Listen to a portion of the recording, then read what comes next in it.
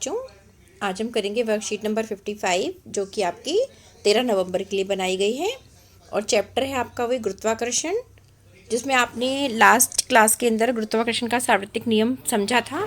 आज हम समझेंगे मुक्त पतन। तो ज्ञान कहता है कि जिज्ञासा दीदी, जैसे पृथ्वी की सतह से ऊपर की ओर फेंकी गई वस्तु नीचे किस प्रकार आती हैं। तो दीदी बताती है कि जब भी कोई वस्तु, ये हमने पिछली क्लास में डिस्कस भी किया था कि जब भी कोई वस्तु पृथ्वी की सतह से ऊपर की ओर फेंकी जाती है तो वह ऊंचाई तक जाकर पृथ्वी की ओर गिरने लगती है। और पता है इस गिरने को हम क्या कहते हैं? इसको हम कहते हैं मुक्त पतन। ओके बेटा, मुक्त पतन मतलब जब कोई वस्तु केवल पृथ्वी के गुरुत्वाकर्षण के प्रभाव से गिरती है तब हम उसे कहते हैं मुक्त पतन। ओके, अब आगे देखिए कि मुक्त पतन के समय वस्तु की गति की दिशा तो समान रहती है। जैसे नीचे गिर रही है वस्तु तो नीचे दिशा तो वही है, लेकिन लगातार जो उसका वेग है वो बढ़ रहा होता है, वेग में लगातार वृद्धि होती है, तो इसलिए उसमें त्वरण भी उत्पन्न होगा। लेकिन यहाँ पर हम उस त्वरण को नाम देते हैं गुरुत्वीय त्वरण का, क्योंकि वो गुरुत्वाकर्षण बल के कारण त्वरण आया, इसलिए हम उसे कहते हैं गुरुत्वीय त्वरण और इसको हम स्मॉल जी से दिखाते हैं। अभी हम इसका फार्मूला भी ड्राइव करेंगे बेटा, और मात्रक इसका वही रहेगा मीटर पर सेकेंड स्क्वायर। ओके बेटा, तो आप देखिए नीचे कि कैसे हम कैलकुलेट करें स्मॉल जी की वैल्यू।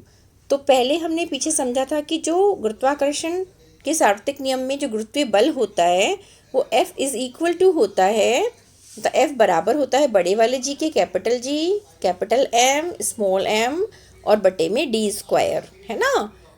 अब हमें निकालना क्या है? निकालना तो हमें स्मॉल जी है, तो हम क्या करें, हम अपना फार्मूला यूज़ करेंगे जो हमने पढ़ा था गति के दूसरे नियम में। ओके, कि F इज इक्वल टू होता है m इंटू ए, और यहाँ पर हम जो a है उसको हम रखेंगे स्मॉल g। ओके बेटा, तो स्मॉल g जब हम रखेंगे तो हमारी वैल्यू हो जाएगी F is equal to m into g. Getting my point? Clear? अब हमने वैल्यू पुट कर दी, कहाँ पर? F की जगह पर, इस वाले F पर हमने m इंटू जी रख दिया।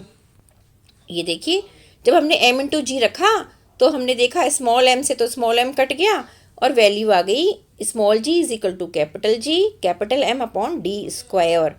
ये हमारे पास निकल कर आया गुरुत्वीय त्वरण। कौन सा त्वरण? गुरुत्वीय त्वरण, जिसको हम कहते हैं स्मॉल g।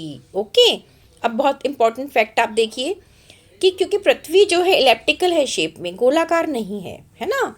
तो पृथ्वी जब इलेप्टिकल है इसका मतलब उसकी जो डिस्टेंस यहाँ से यहाँ तक आएगी, सेंटर पृथ्वी के केंद्र से लेकर परिधि तक की वाली, यहाँ पर अगर हम जाएंगे ये डिस्टेंस में, और जो पोल्स है, ठीक है, पोल्स पे जो डिस्टेंस आएगी उसमें थोड़ा डिफरेंस होगा ना, इसलिए त्रिज्या जब बदल जाती है तो क्या होता है, जी का मान भी बदल जाता है, और जी का मान ध्रुवों पर विषुवत वृत्त की अपेक्षा अधिक हो जाता है। ध्रुव मतलब ये पोल्स पर अधिक हो गया और विषुवत वृत्त पर इसका मान क्या हुआ, अलग हुआ। ठीक है, क्योंकि डिस्टेंस अगर ज़्यादा होगी तो जी का मान क्या होगा, कम होगा, और डिस्टेंस अगर कम है तो जी का मान अधिक होगा, क्योंकि जी जो है डी के रेसिप्रोकल होता है, डी स्क्वायर की। ओके बेटा, तो ये ध्यान रखना। ये देखो बताया भी कि R E is greater than R P. Okay, अब मुक्त पतन को क्वेश्चन आंसर देखिए। मुक्त पतन को संक्षेप में समझाइए। तो मुक्त पतन को आप बड़े आसानी से समझा सकते हैं यहाँ से कि फ्री फॉल, जब कोई वस्तु पृथ्वी के गुरुत्वाकर्षण के प्रभाव से गिरती है तो इस प्रभाव को, इस प्रकार के पतन को मुक्त पतन कहते हैं। क्लियर बेटा? आप ये देखो चित्र भी दिखा रखा है, अच्छे से इसको बताया है और आप डेली इसको लाइफ में ऑब्जर्व भी करते हैं। अब नेक्स्ट क्वेश्चन है गुरुत्वीय त्वरण किसे कहते हैं, इसका मात्रक। तो गुरुत्वीय त्वरण भी आसानी से यहाँ से लिखेंगे कि मुक्त पतन के समय वस्तु की गति की दिशा तो समान रहती है परंतु उसके वेग में लगातार वृद्धि होती रहती है। इस प्रकार जो त्वरण उत्पन्न होता है उसे हम गुरुत्वीय त्वरण कहते हैं और इसको जी से दिखाते हैं। इसका मात्रक मीटर पर सेकंड स्क्वायर है। क्लियर? नेक्स्ट क्वेश्चन है जी का मान ज्ञात करने का सूत्र, वो आप यहाँ से निकालेंगे। इसको ऐसे में कर देती हूँ, अब आप देखेंगे। क्लियर?